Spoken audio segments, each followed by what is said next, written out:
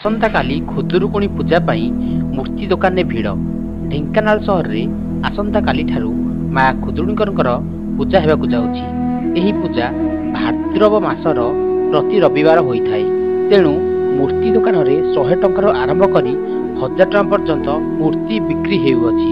ବିଭିନ୍ନ ଛକମାନଙ୍କରେ ମୂର୍ତ୍ତି ବ୍ୟବସାୟୀମାନେ ଦୋକାନ ଖୋଲି ବସିଛନ୍ତି ଓ ଏହି ବର୍ଷ ଭଲ ବ୍ୟବସାୟ ହେବ ବୋଲି ବ୍ୟବସାୟୀମାନେ ଆଶା ରଖିଛନ୍ତି। ଢେଙ୍କାନାଳରୁ ଆମ ପ୍ରତିନିଧି ସୁଶୀଲ କୁମାରଙ୍କ ସହିତ ଢେଙ୍କାନାଳ ନ୍ୟୁଜ୍।